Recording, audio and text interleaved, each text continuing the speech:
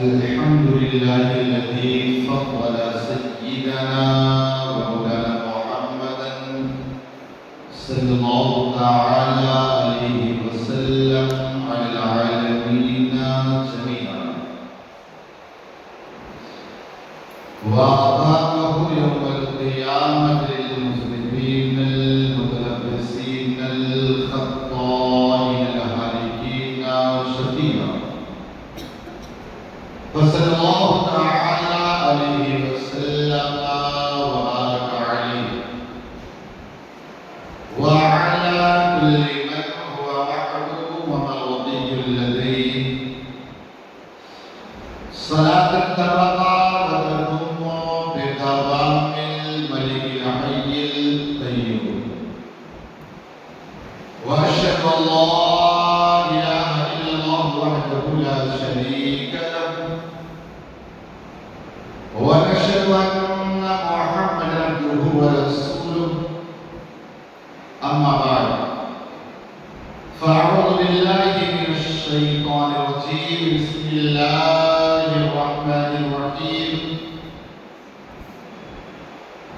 وما خلقت الجن والإنس إلا ليعبدون.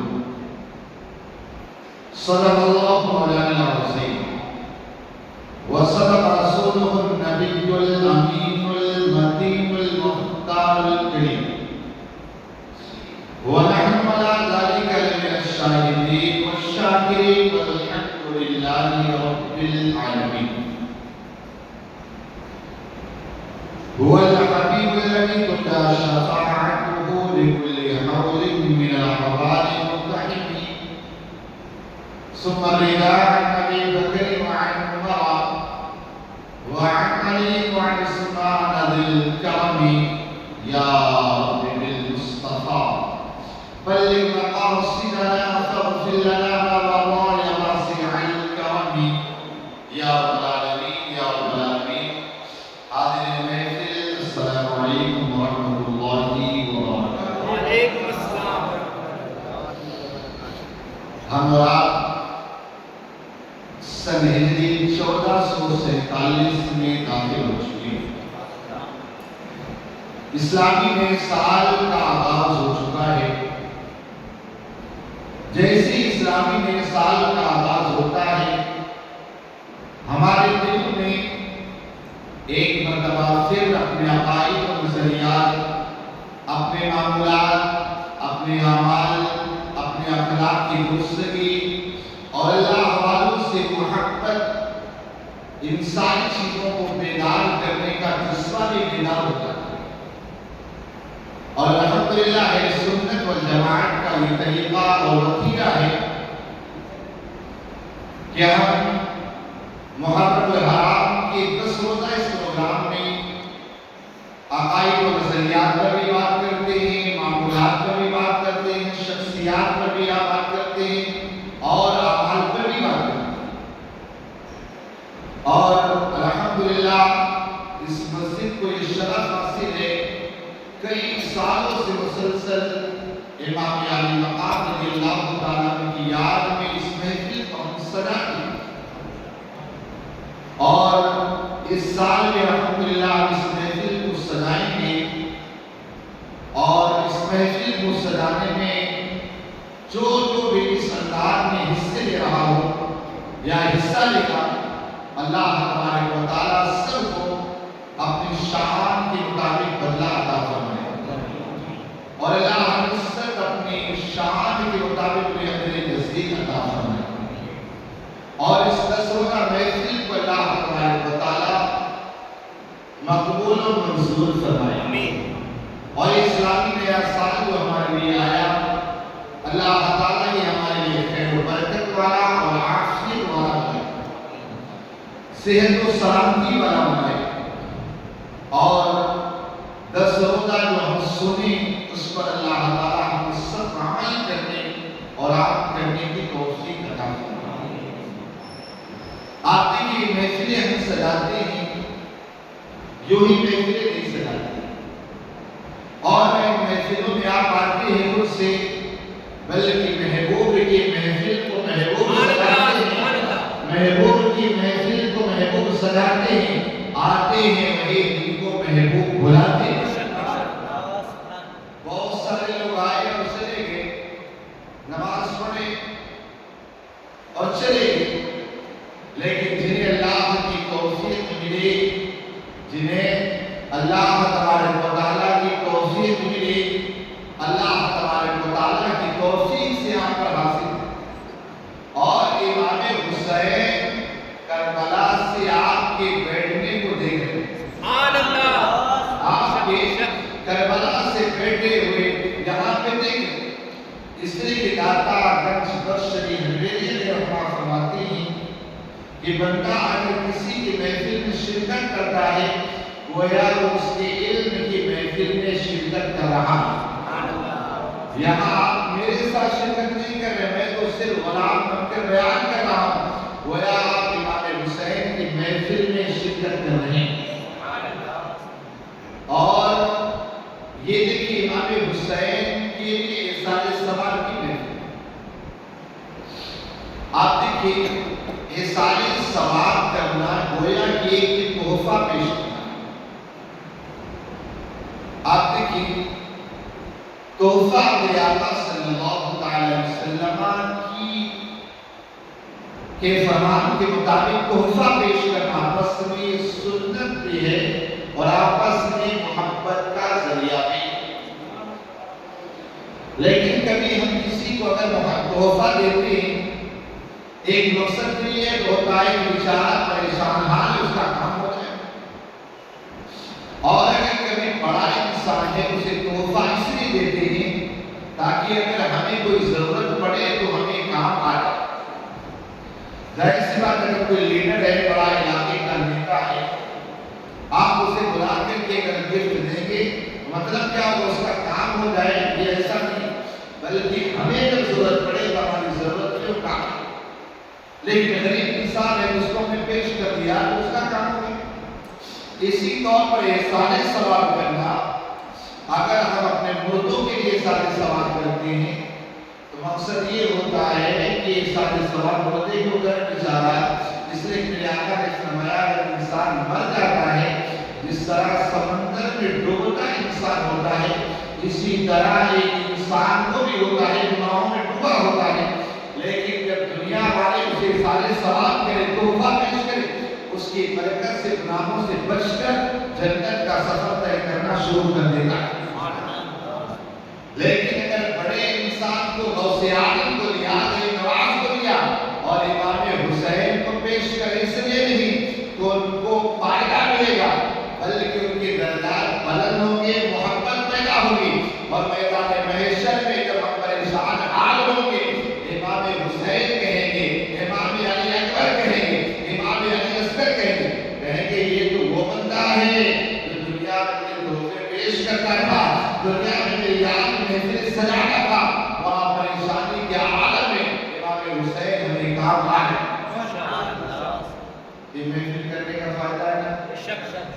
اب آئیے اپنی اور ساری کائنات کی وجہ سے آئیے حضور محسن انسانیت مالک جنت و غریبوں کے مختار عطا انعامات مدینے کے تاجدار مصطفیٰ محمد شمع بسم ہدایت انہی سے بھی قسم چارہ صدی درکنتا آمنہ کے لئے دینار جناب محمد رسول اللہ صلی اللہ علیہ وسلم کی مانکہ ایک ورمان میں جی لگا کر باوزیرت تلے پاک کے نظرے پیش کرے اللہم صلی اللہ سیدنا محمد ذکر القی و دوائیہا وعام رفت ابنانی و شفائیہا و رسالت زیادیہا وعلائہ و صحبہ و بارک وسلم۔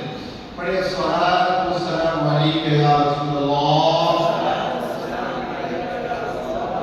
الصلاة والسلام علیکہ یا حبیب اللہ، الصلاة والسلام علیکہ یا رحمت للعالمین، الصلاة والسلام علیکہ یا رحمت العاشقین وعلى آلك وأصحابك يا رب الله صلى الله تعالى عليه وسلم۔ حضور سے صدیق عالم رحمتی عالم جان عالم صلی اللہ تعالی وسلم فرماتے ہیں زینوا مجالسکم بالصلاۃ علیہ فإن صلاتکم لکم یوم القیامہ.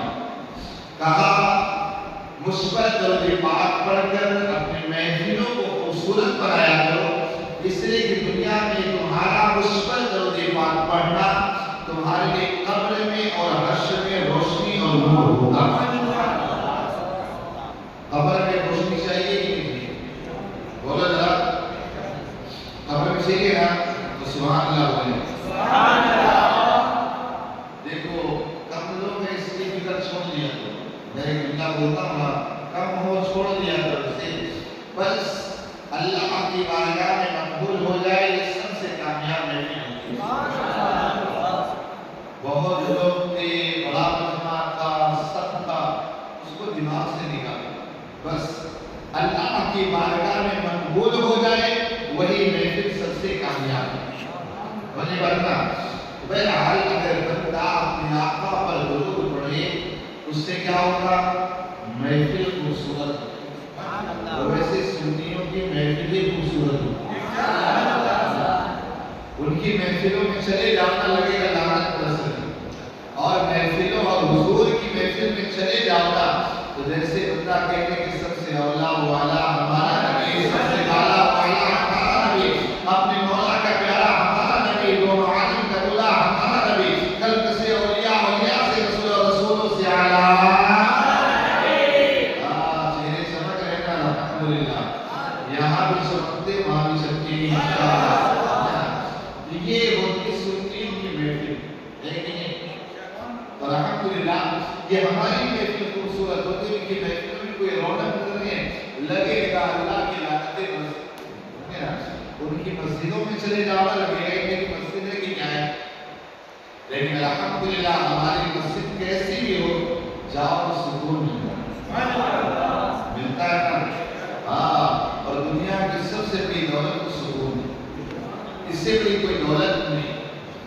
بہرحال آج چونکہ پہلا دن ہے اور آپ نے ٹاپک سماعتی کر لیا ہے. یہ ٹاپک کیا ہے؟ آپ جانتے ہیں کہ اللہ تبارک و تعالیٰ کی معرفت کیوں کر ہوگی. آپ دیکھیں دنیا میں ہمیں اللہ تبارک و تعالیٰ نے بھیجا، اور دنیا میں آنے کا مقصد یہ کہ اللہ تبارک و تعالیٰ کی معرفت ہے. دنیا میں ہر انسان کے آنے کا مقصد یہ ہے کہ انسان اللہ کی معرفت حاصل کرے، اللہ کی پہچان حاصل کرے، اور جانے کہ اللہ تبارک و تعالیٰ کون ہے. جب ہم اسے نہیں جانیں گے تو پھر اس کی عبادت میں ہمیں مزہ نہیں آئے. آپ دیکھیے مثال کے طور پر آپ کو بتاؤں، جیسے دادا باپو علیہ الرحمہ اگر آپ زندہ ہوتے اور ان کے بارے میں اگر آپ نہ جانتے اور وہ مسجد کے اندر آ جاتے تو آپ جس طرح بیٹھے اسی طرح بیٹھے. آپ کے دل کی کیفیت یا آپ کے دل کو ایسی چیز پیدا نہیں. کیوں؟ آپ دادا باپو کو جانتے ہیں. لیکن جب آپ جان گئے کہ دادا باپو وہ شخصیت ہے جنہوں نے 300 مساجد اور مدرسے گاؤں گاؤں میں جا کر کھولے، انہوں نے دین کا اتنا بڑا کام کیا، اہل سنت والجماعت کا اتنا بڑا کام کیا، جیسے مسجد میں انٹری کریں گے نا، اب دادا باپو کو آپ جان چکے ہیں. مسجد میں انٹری کرنے کے بعد آپ کیا کرو گے؟ دیکھتے ساتھ نعرے تکبیر نعرے رسالت سے مسجد کو گھما دیں گے ہے کہ نہیں؟ کب جب آپ نہیں جانتے تھے تو کوئی فیلنگ آپ کے اندر نہ آئی، آپ نے کچھ محسوس نہ کیا. لیکن جیسے ہی آپ جان گئے اب آپ کے اندر ایک الگ انقلاب آ گیا، آپ کے اندر ایک کیفیت لگا. آپ دیکھیے آج غیروں کے وہاں پوجا پاٹ ہوتی، لیکن اسے جانتے نہیں کہاں پیدا ہوا، کہاں کیا ہوا، کیا اس کی ہسٹری کو جانتے. بس ان کے باپ دادا خود رہے، باپ دادا جانتے، بس ساری چیزیں ہو گئی، لیکن اس کے بارے میں کوئی معلومات نہیں ہے. آج یہ حال مسلمانوں کا بن چکا کہ وہ اللہ تبارک و تعالیٰ کی عبادت کو کرتے ہیں لیکن جانتے نہیں کہ اللہ کی شان کا مالک ہے، اللہ تبارک و تعالیٰ کون. یاد رکھیے اللہ رب العزت نے قرآن پاک میں ارشاد فرمایا وَمَا خَلَقْتُ الْجِنَّ وَالْإِنسَ إِلَّا لِيَعْبُدُونِ، کہا ہم نے جنات اور انسانوں کو پیدا کیا اپنی معرفت کے لیے، اپنی پہچان کے لیے، یعنی اللہ کو پہلے پہچانو تب اس کی معرفت۔ اور آپ کو بتا دوں حدیث قدسی ہے، اللہ رب العزت ارشاد فرماتا ہے كُنتُ كَنزًا مخفيا فأحببت أن يعرف فخلقت خلقا ليعرف۔ اللہ ارشاد فرماتا میں چھپا ہوا خزانہ ہے، لیکن جب میں نے چاہا کہ لوگ مجھے جانے کہ میں خدا ہوں، لوگوں کا رب ہوں، تو کہا میں نے مخلوق، یعنی مفسرین نے لکھا اس سے مراد اللہ نے کہا محمد نبی کو پیدا کیا تاکہ مجھے لوگ جانیں، اور کہا جب انسان اللہ کو جان جائے تو جان کر عبادت کرنے میں بڑا مزہ۔ اور ہمارے حضرت آقا علیہ السلام ارشاد فرماتے ہیں اگر بندہ اللہ کی معرفت واقعی حاصل کر لے، دادا اگر بخشری حریرے کی لکھا ہے کہ بندہ اگر اللہ کی معرفت حاصل کر لے تو اگر وہ دریاؤں پر چلے اسے کشتی کی ضرورت نہیں، دریاؤں پر اوپر سے چلتا چلا جائے گا، اور اگر پہاڑ کو اشارہ کرے پہاڑ اپنی جگہ سے اس کے مطابق چلنا شروع کر دے۔ کب؟ جب جانے کہ اللہ تعالیٰ کون ہے۔ ایک حدیث پاک سماعت کرنے میں اپنی گفتگو کی طرف آتا ہوں۔ مسلم شریف کے اندر حدیث پاک ہے عن معاذ قال كنت ركبت مع النبي صلى الله تعالى عليه وسلم، حضرت معاذ بن جبل رضی اللہ تعالیٰ عنہ کہتے ہیں ایک مرتبہ آقا علیہ الصلوۃ والتسلیم کے ساتھ ایک اونٹنی پر سوار تھا اور فرمایا بینی و بینہ الا آخر حسن، فرمایا میرے اور ان کے درمیان صرف لکڑی کا کجا ہوتا وہی فرق، یعنی آقا صلی اللہ علیہ وسلم آگے بیٹھے ہیں اور حضرت معاذ بن جبل پیچھے اونٹنی پر، کجا ایک ہی ہے، سواری ایک ہے، آگے آقا بیٹھے پیچھے حضرت معاذ بیٹھے۔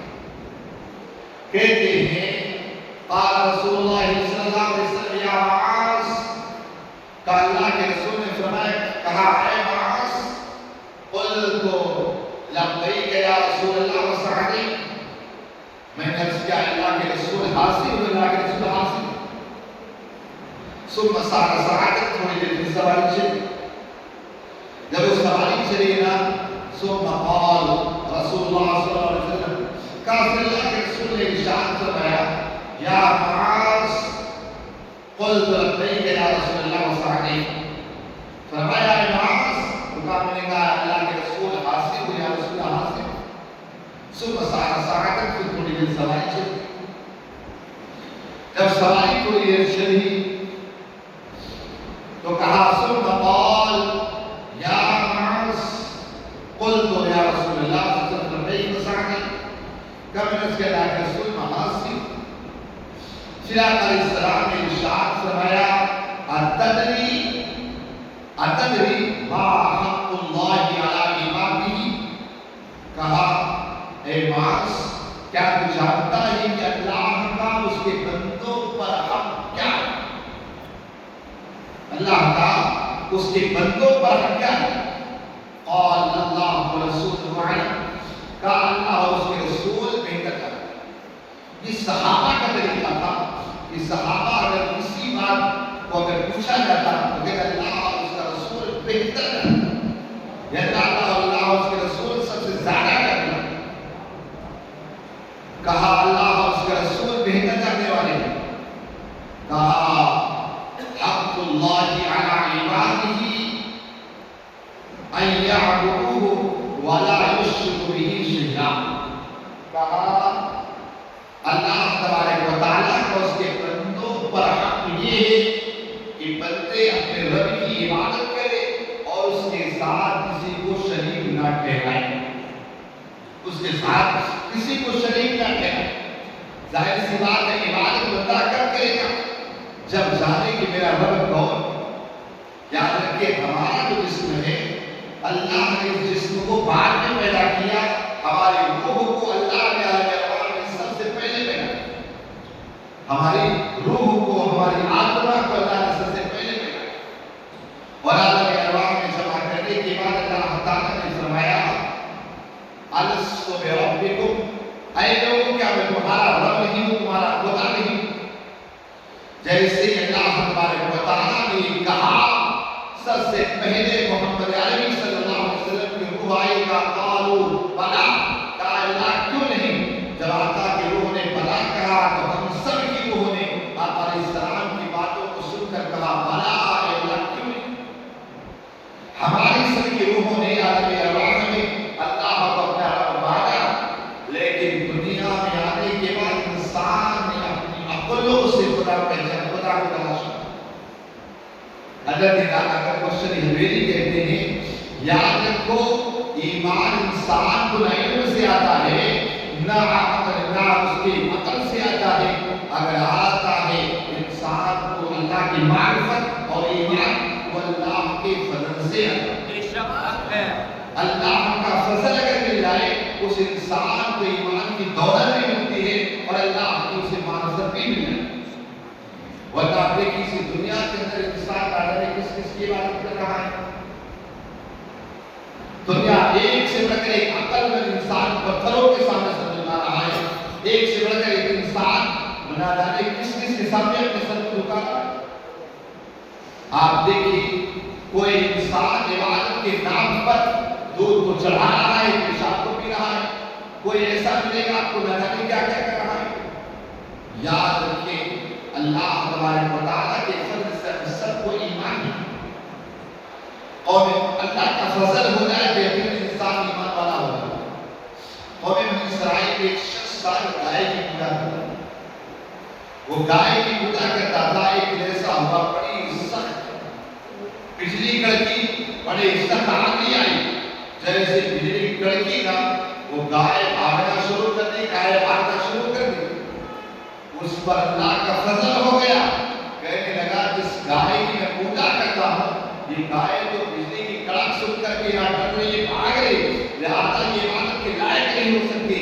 فوراً وہیں پر اس نے کہا اے بجلی کی کڑک کرانے والے رب، کہا ہے اللہ اس پر کرم فرما، جو صحیح ہے اسے مجھے دکھا دے۔ اللہ تبارک و تعالیٰ نے اس دور کے نبی کو بھیجا تاکہ جائے جا کر اسے کلمہ پڑھائے۔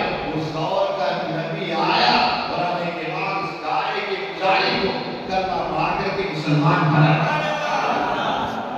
کیا ہوا؟ اللہ کا فضل۔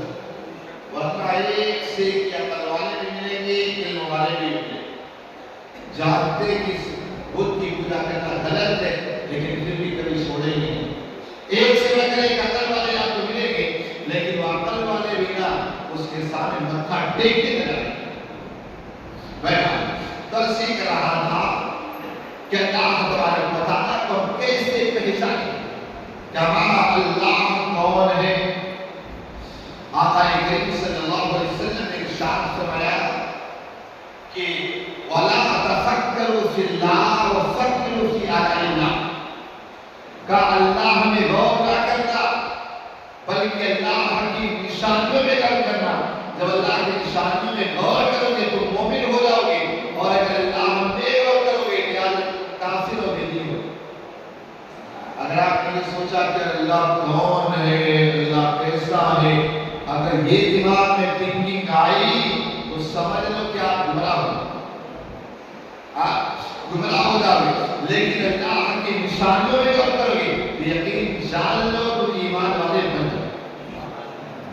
آپ دیکھیں اللہ کی نشانیاں کیا ہیں، ایک ظاہر کی نشانیاں الگ ہیں، باطن کی نشانیاں الگ ہیں۔ دونوں چیزوں کو بتاتا ہوں۔ جیسے آپ ظاہر میں دیکھیں تو محمد مظہر کامل ہے، اپنی شان عزت کا نظر آتا ہے، اس کی شاندار وحدت کا۔ اگر اللہ تبارک و تعالیٰ کی شان کو دیکھنا ہے تو اللہ تبارک و تعالیٰ کی سب سے بڑی شان اگر کوئی ہے وہ محمد رسول اللہ۔ اب آپ اس پر غور کریں کہ اللہ تبارک و تعالیٰ نے اپنے محبوب کو یہ پانا دیا، اگر اندھا جائے اسے آنکھیں عطا کر دے، ڈوبا ہوا سورج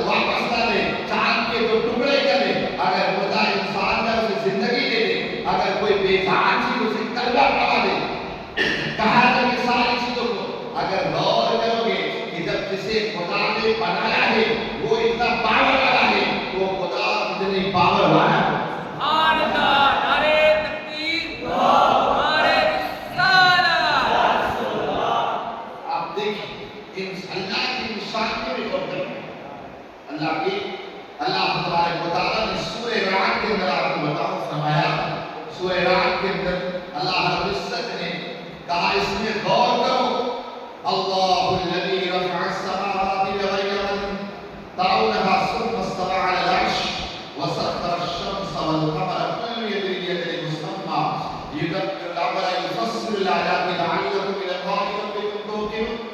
اللہ جس نے آسمان کو بلند کیا بغیر پلر کے، بغیر ستونوں کے، تم دیکھو پھر عرش پر استوا فرمایا، ایسا اس نے شان کے لائق ہے، سورج اور چاند کو مسخر کیا، ہر ایک کو ٹھہرائے وعدہ تک چلتا ہے، اللہ کام کی تدبیر فرماتا ہے، مفصل نشانیاں ہیں، کہیں تمہیں اپنے رب کا ملنا یقین کرو۔ کیا کہا؟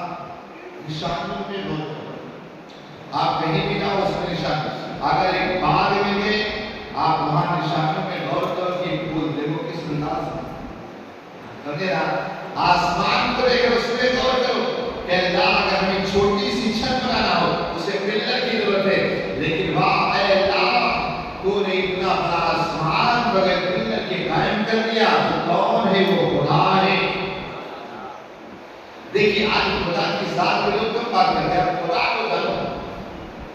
اب اس کے بعد آپ دیکھیں اللہ نے کہا چاند اور سورج کو اپنے حساب سے رکھیں، چاند اگر نکلنے کا ٹائم چاند نکلتا ہے، سورج کا ٹائم نکلتا ہے، ڈوبنے کا ٹائم نکلتا ہے۔ کوئی اگر چاہے سورج نکالنا ڈوبنا کر سکتا ہے؟ نہیں، لیکن پھر مصطفیٰ چاہے یہاں بھی یہ بتانا ہے کہ جس کو میں نے اپنا نائب اور خلیفہ بنا کے بھیجا ہے، جب اتنی پاور والا ہے تو خدا اتنی پاور والا میرا۔ اب آپ دیکھیں اسی طور پر اللہ تبارک و تعالیٰ نے آگے ارشاد فرمایا، کہا وَهُوَ الَّذِي مَدَّ الْأَرْضَ وَجَعَلَ فِيهَا رَوَاسِيَ وَأَنْهَارًا، اور وہی جس نے زمین کو پھیلایا، اس میں لنگر اور نہریں بنائی، زمین میں ہر قسم کے پھل دو طرح کے بنائے، رات سے دن کو چھپا لیتا ہے، بے شک اس میں نشانیاں ہیں دھیان کرنے والوں کے لیے۔ کیا کہا؟ اللہ نے زمین پھیلائی، زمین آپ دیکھیے ابھی بارش کے موسم سے پہلے سوکھی ہے کہ نہیں، لیکن اللہ نے آسمان سے بارش نازل کی، جہاں سوکھی زمین تھی وہاں ہری بھری نظر ہے کہ نہیں۔ ایک کسان ہے اپنے کھیت میں جا کر کے اناج کو بوتا ہے، اتنی زمین سخت ہوتی ہے، اس کے اندر کوپل نکلتا ہے، کوپل کتنا نرم ہوتا ہے، لیکن سخت زمین کو پھاڑ کے نکل آتا ہے، اس وقت نکالنے والی ذات کون ہے؟ وہ خدا ہی کو ہے کہ یہ اللہ کی نشانیوں میں غور کرنے کا پتہ چلے۔ اسی طور پر آپ دیکھیے ہم اپنے آپ کو دیکھیں، ہمارا حال کیا ہے؟ قرآن کہتا ہے هل أتى على الإنسان حين من الدهر لم يكن شيئا مذكورا إنا خلقنا الإنسان من نطفة أمشاج نبتليه فجعلناه سميعا بصيرا۔ کہا انسان پر ایک دور ایسا گزرا، انسان کچھ بھی قابل ذکر چیز نہ، صرف ایک ناپاک قطرہ۔ سوچیں ذرا، آج ہماری عمر آپ دیکھیں، میں 41 سال پہلے سے ہوں، لیکن 41 سال سے پہلے میں بھی ایک ناپاک قطرہ۔ اللہ کیا کہتا ہے؟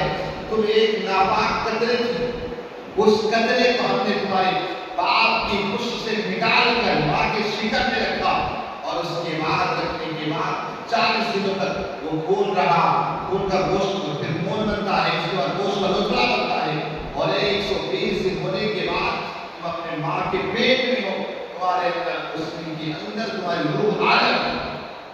ان ساری چیزوں پر غور کرو، ساری چیزوں پر غور کرو، آخر یہ ساری چیزیں جو ہیں آخر یہ ہے کیا؟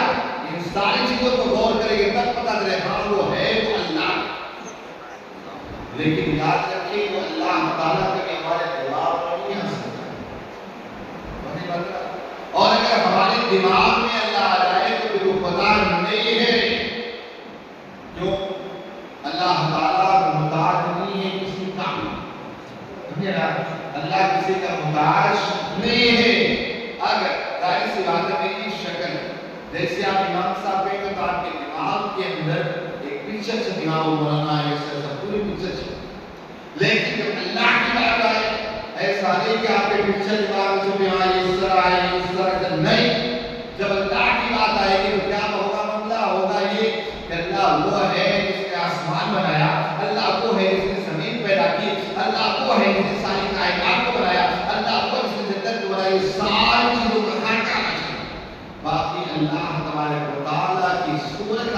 دماغ کے اندر نہیں رکھا۔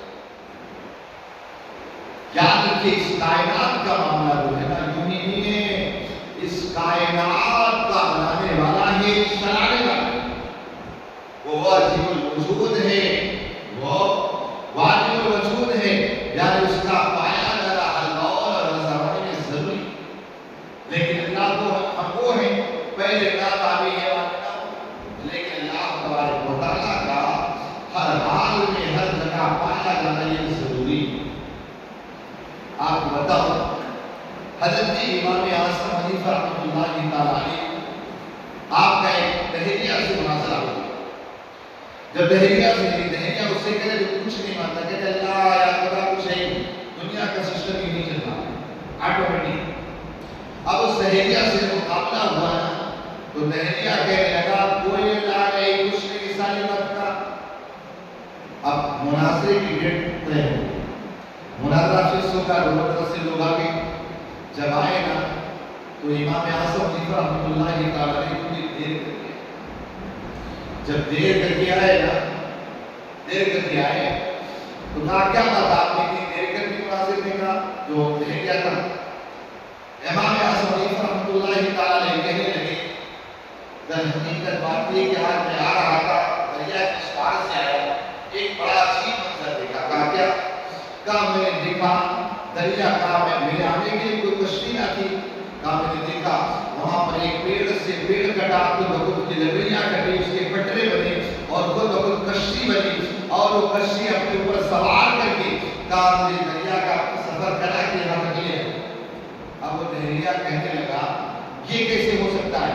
کہا یہ ممکن ہی نہیں، کہا ایک کشتی کسی کے چلائے چل نہیں سکتی، ایک کشتی کسی کے بنائے کر نہیں سکتی ہے۔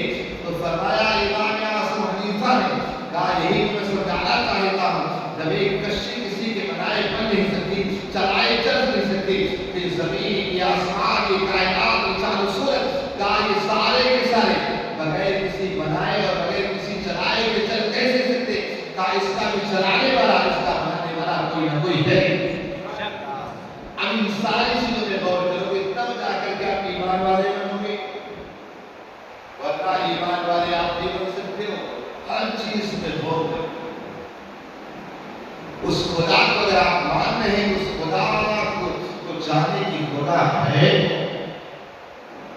خدا ایک، اس کا کوئی شریک نہیں، نہ اس کی ذات میں نہ صفات میں، اللہ ہمیشہ سے ہمیشہ رہے گا، اور اللہ وہ ہے جس سے نیند بھی نہیں آتی ہے کہ نہیں؟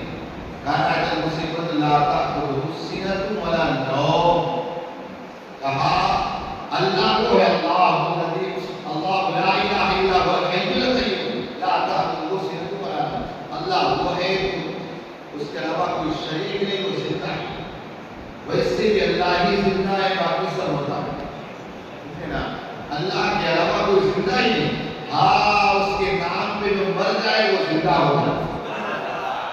حضرت امام حسین اس کے نام پہ جان کو قربان کر دیا، آج 1450 سال گزر جانے کے بعد آج الحمدللہ امام حسین ہماری محفلوں میں بھی زندہ ہے۔ تو زندہ خدا ہی کانوں سے ہو گئے نیند ہے، ہمارا اللہ وہ ہے جو کہ نیند سے پہلے نہیں ہے، تو کہا اللہ کو نیند آتی ہے نہ آؤں گا، سمجھے نا؟ یا کچھ لوگوں کے بھگوان سو جاتے گھنٹہ بجا کے لگاتے سمجھے نا، لیکن ہمارے یہاں ہمارے عقیدے کی خوبصورتی الحمدللہ جس خدا کو مانتے ہو خدا پاک، وہ نیند سے آنکھ سے بالکل پاک۔ ظاہر سی بات ہے سونے کی کس کو ضرورت پڑے گی؟ آپ اگر کوئی کام کرے تھک جائے تو سونے کی ضرورت پڑے گی، ریلیکس کرے۔ اللہ کون سے کام کیا تو تھکنے کی ضرورت پڑے ہمیشہ ہی؟ اللہ کی شان کن فیکون ہو جا، مجھے سوال ہو جاتی ہے۔ ایسا نہیں کہ ہمیں ایک مکان بنانے کے لیے نہ جانے کتنے مٹیریل نہ جانے کیا کیا لانا پڑتا ہے، لیکن یاد رکھیں اللہ کی شان تو ہے کہ وہ فرماتا کن فیکون، حکم دیا ہو جا، سورج کو کہا بندہ تو بن گیا، چاند کو بولا بندہ بن جا، انسان کا بندہ بن جا، زمین اور اس کے علاوہ دیکھیں کائنات کو بنانا ہوا، اللہ نے کہا ہو جا، ہو گئے۔ اگر ہم ایک چھوٹا سا گھر بنائیں، اس گھر کو بناتے بناتے نہ جانے کیا کیا ہمیں ہو جاتا ہے، لیکن اللہ کی شان وہ کہتا ہوتا تو ہو جاتا۔ اللہ بنانے کون ہے؟ اب پریشانی نہیں، اپنے آپ میں کون کرو کہ اللہ کون ہے؟ سمجھے نا؟ ظاہر سی بات ہے، وجود کو دیکھو، میں نے ایک ناپاک قطرہ تھا کہ وہ اللہ تعالیٰ نے وہاں کے پیٹ پہ لایا، یہ ساری چیزیں لاؤ، دنیا میں آیا کسی لائق نہیں تھا، سمجھے نا؟ اور یاد رکھیے وہ بچہ بچوں میں پیشاب بھی کر رہا، یہ بھی کر رہا، ماں باپ جھیل ہے، وہ جو محبت ڈالا وہ بھی خدا ہی کی، سمجھے نا؟ وہ خدا ہی نہیں ڈالا ہے، ورنہ کوئی پیشاب کا کھانا کوئی اور برداشت کر سکتا ہے؟ بہرحال اب یہ ساری چیزوں میں غور کرو، اللہ نے انہیں دو کان عطا کیے، دو کان، دو آنکھیں عطا کی، ناک عطا کی، ساری چیزیں عطا کی، اور یہ سارا سسٹم عطا کیا، اس پر بھی غور کرو۔ حضرت امام جعفر صادق رضی اللہ تعالیٰ نے امام اعظم حنیفہ رحمۃ اللہ تعالیٰ نے کہا، دائے نعمان یہ جانتے ہو کہ اللہ تبارک و تعالیٰ نے آنکھوں میں نمکینی کیوں پیدا کی؟ آنسو نکلتا ہے کہ میں نے دیکھا نمکین، سمجھے نا؟ کہا ناک کے اندر گرمی رکھی اور کان کے اندر کڑواہٹ رکھی ہے، کیوں؟ حضرت نعمان بن ثابت نے کہا امام جعفر صادق آپ بہتر ہے، کہا سنو، اللہ تعالیٰ نے آنکھ میں نمکینی اس لیے پیدا کی، اگر یہ نمکینی نہ ہوتی ہمارا آنکھ کا جو نگاہ ہے یا تو چربی، سمجھے نا؟ وہ چربی وہ پگھل کے باہر نکل رہا ہے۔ آپ کو بتا دیں جو آنکھ کی دکھ رہا ہے چربی ہے، یا کہ یہ بھی جو ہے نا کبھی بائی چانس ایسی کوئی چیز ڈال دے رہا تو پوری پگھل کے ختم ہو۔ میں نے دیکھا ہے کہ ایک ایسی لیڈی تھی، اس کی آنکھ میں مکھی چلی گئی، اس کا جو ہمارا ایسا لائٹ وغیرہ نہیں لگتی تھی، پتہ نہیں چلا کہ سود ہے، تو کہا اس نے بتایا یہ پیس کے لگا، تو پہلے پرانے لوگ ہوتے تھے انہیں پیس کے ڈال دیا، صبح میں اس کی آنکھ پوری بہہ کے ختم ہو، سمجھے نا؟ تو کہا حضرت نعمان، حضرت امام جعفر صادق نے کہا اے نعمان، اللہ نے اس کے اندر نمکینی اس لیے رکھی تاکہ یہ چربی پگھلے نہیں، رہ جائے، اور کہا نتنوں کے اندر، ناک کے اندر گرمی اس لیے اللہ نے رکھی تاکہ اس گرمی کی وجہ سے کوئی چیز سونگنا چاہے سونگ سکے، پھر ناک کے اندر کوئی چیز جا نہ سکے، اور کہا اللہ نے کان کے اندر کڑواہٹ ایسی رکھی ہے، کہا جیسے کوئی کیڑا جائے گا فوراً بھاگ جائے گا، ورنہ یاد ہے تو تمہارے دماغ کے اندر گھس کر کے کوئی تکلیف ہو سکتی ہے۔ تو یاد رکھیے اللہ وہ ہے، سمجھے نا؟ اور اللہ آج کے بعد ہے دماغ میں آتا ہے، اللہ تعالیٰ نے کیسا بنایا یہ پھول، یہ کانٹے، یہ ساری چیزیں، یہ دنیا کی ندیاں، یہ دنیا کی بہاریں، اللہ تبارک و تعالیٰ نے ساری چیزوں کو کس انداز میں بنایا، ان ساری چیزوں پر یاد رکھے فکروا فی آلاء اللہ ولا تفکروا فی اللہ، تمہیں اللہ تعالیٰ کی نشانیوں میں غور کرنا ہے، اللہ میں غور نہیں کرنا۔ تو جب یہ ساری چیزیں آپ جانو گے اور یہ جانو کہ اللہ کتنا بڑا کرم ہے، کتنا بڑا کرم ہے کہ اللہ تبارک و تعالیٰ نے آنکھیں دی، کان دی۔ آپ کو بتاؤں یہ کتنا بڑا احسان ہے، اس کا احساس ہی نہیں۔ ایک شخص تھا، وہ روڈ پہ بیٹھ کر کے بھیک مانگا، بھیک اچھا کھٹا کھٹا ساری چیزیں۔ ایک اللہ والے کا گزر ہوا، انہوں نے اس سے کہا بات کو اٹھا کھٹا کیا کوئی بھیک مانگ رہا، کہا بڑا پریشان حال ہوں، بڑی پریشانیاں ہیں، یہ وہ ایسا نہیں۔ کہا ایک کام کر، کہا تیرے کو بہت پریشانی ہے، کہا ایک کام کر، تو مجھ سے 10,000 لے لے اور یہ اپنا ایک ہاتھ کاٹ کے دے، ہاتھ کاٹ کے دے، کہا نہیں دے، کہا ایک کام کر 20,000 لے لے اپنے دونوں ٹانگ کاٹ کے دے، کہا نہیں، کہا 50,000 لے اور اپنی آنکھیں نکال کے دے دے، کہا یہ کیسے ہو سکتا؟ تو کہا اتنی دولت میں اپنے دینے کو تیار ہے اور اللہ نے اتنی نعمت دی، اس کا کچھ اندازہ ہی نہیں۔ کہا یہ کہ اللہ تعالیٰ کی بہت بڑی نعمت ہے، اللہ تعالیٰ آپ کی روشنی میں دیتا ہے، پوری دنیا تاریخ اس کا احسان ہے کہ یہ احسان۔ اور آپ دیکھیے اللہ تبارک و تعالیٰ اس ساری چیزوں میں غور کرنے تو پتہ چلے آج کوئی ڈاکٹر کتنا بھی بڑا اپنے آپ کو جو سر میں ہوتا کتنا ہی بڑا لیکن اتنی نسیں اتنی باریک ہوتی پتہ بھی نہیں چلتا کوئی بڑا پسند کیا ہو گیا. کبھی بھی کوئی ڈاکٹر 100% آپ آپریشن کے بعد گارنٹی نہیں چونکہ اسے پتہ ہی نہیں ہوتا ہے. بس یوں ہی سلا بیٹا اتنی باریک نسیں ہیں نا یا تک اس کو پتہ ہی نہیں ہو کہاں کون سے جوائنٹ کرنا. یہ اللہ تعالیٰ کا فضل ہے. ساری چیزیں یہی ہوتی ہیں. آپ دیکھیں کاٹ دیا جوائنٹ کے پہلے یہ کیا ہے؟ یہ ہو رہا ہے اللہ ہی کا.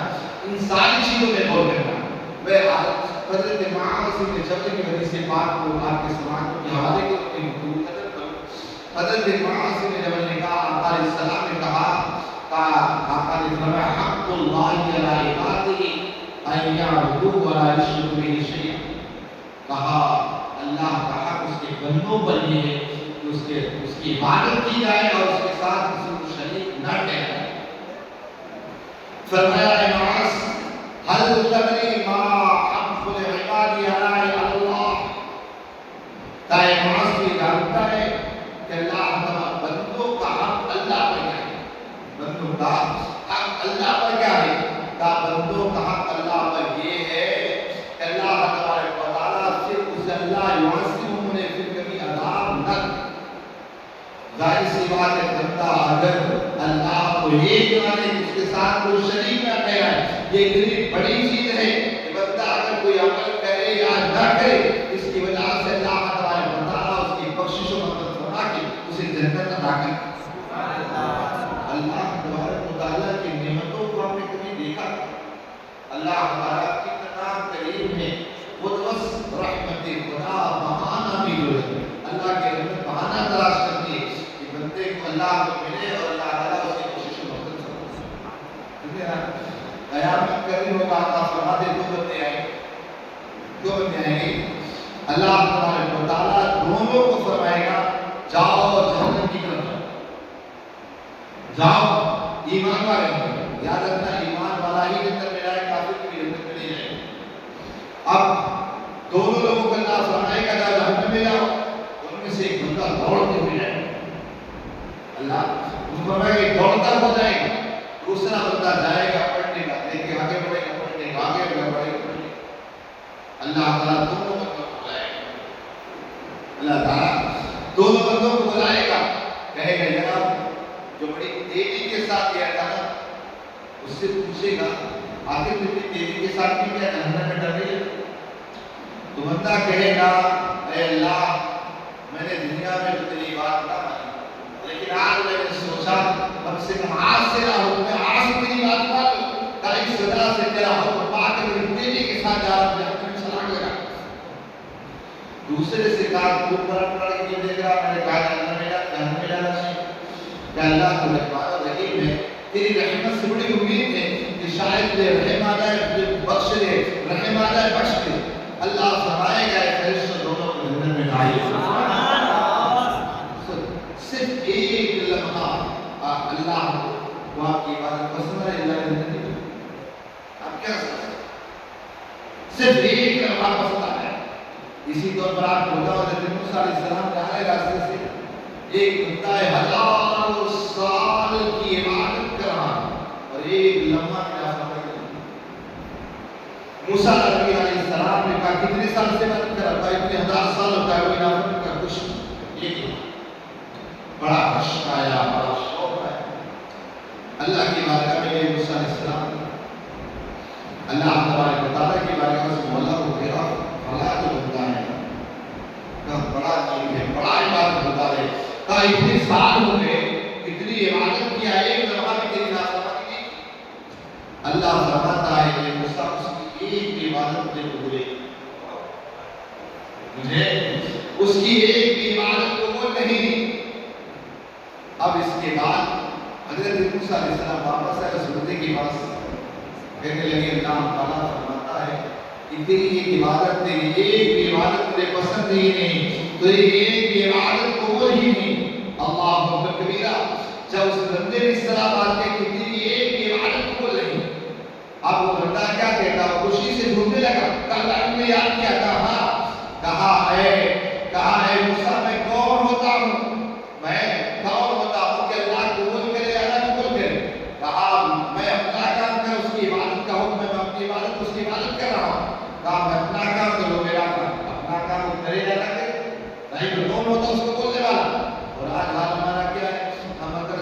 عبادت کر لینا، اگر دعا قبول نہ تو شکایتیں کرتے ہو. آج اگر ہمارا کام نہ جانے کیا کیا کہتے ہو بولتے، تو یاد ہے کہ وہ بندے نے کہا اے موسیٰ میں اپنا کام کر رہا ہوں، میں کہوں ہوتا ہوں خدا کو کہ یہ کام کر. کہا بس اس کی مرضی ہے. موسیٰ علیہ السلام واپس گئے. کہا اللہ نے کہا تو بندے نے کیا کہا میں اپنا کام تو اس نے عبادت کی ڈیوٹی کی عبادت کر رہا ہوں، میں کون ہوتا ہوں اس کی عبادت. اس کو کہنے والا کہ تو بول کر. کہا وہ کرے یا نہ کرے، اللہ کو صدی ادا پسند آئی. اللہ نے ہزاروں سال اس کی عبادت کو قبول فرمایا. یاد رکھیں اللہ وہ ہے. آج لائٹ دینے کے اللہ کون ہے؟ ہمارے دماغ میں پیچھے آ رہے اللہ وہ اکیلا ہے، اس کا کوئی شریک نہیں. سمجھے رہا اس نے ہمیں بنایا، کائنات کو بنایا. سمجھے رہا یہ پھول، یہ شبنم، یہ دریا، یہ ساری چیزیں اسی خدا تعالی نے بنایا. آپ سوچیں ذرا وہ سمندر اگر ایک چھوٹی سی چیز اگر ڈالے ڈوب جائے، لیکن اسی سمندر کے اندر آپ سوچیں بڑا بڑا جہاز، بڑی بڑی کشتیاں اس میں چلتی ہے ڈوبتی بھی. اس میں نارمل وہی اللہ نے بھی چلا. میرا سورج نکل رہا ہے اس میں وہی اللہ نے نکلا. ان ساری چیزوں کو جان کر تب اللہ کیا. ایسے اسلام کے لیے دھیرے نہیں رکھتا کہ آپ نئے اللہ وسیع ہوئی بات غلط ہو جائے تمہیں کچھ. تم بھی دیکھو کیا کہ اللہ تبارک و تعالیٰ کی عبادت کیسے کی جائے، کون ہمارا رب ہے، کون ہمارا خدا. یاد رکھیے اللہ نے فرمایا کہ فکر اسی علی اللہ کی نشانیوں میں ہو ولا تفکر فی اللہ، اللہ میں غور نہ. ہمیشہ یاد رکھنا کس میں غور کرنا ہے؟ بولو اللہ کی نشانیوں میں غور کرنا، اللہ میں غور. اگر کبھی دماغ میں آ جائے کہ ہم کو ہمارے ماں باپ نے پیدا کیا، تو ان کے ماں باپ نے ان کو اللہ کو کس نے پیدا کیا، تو کہا اس سے پہلے فوراً کو لا حول ولا قوت الا باللہ العلی العظیم پڑھے اور اعوذ باللہ من الشیطان الرجیم پڑھ کے بھائی میرا یہ تصور آنے سے پہلے ساری چیزیں، ورنہ شیطان ہر وقت آپ کو بہکائے گا، کہے گا یہ ایسا کیوں، ویسا کیوں، ویسا کیوں. اس بہکاوے میں نہ آئے. اور یاد رکھیں دنیا کے اندر کبھی تکلیفیں بھی پہنچے نا تو یاد رکھیں وہ اللہ کی طرف سے، اللہ کی بہتر جانتا اس نے ہمارے لیے بھلائی کیا. لہٰذا اللہ کی معرفت حاصل کرے. اللہ پاک سب کے زیادہ ہمارے لیے توفیق عطا فرمائے.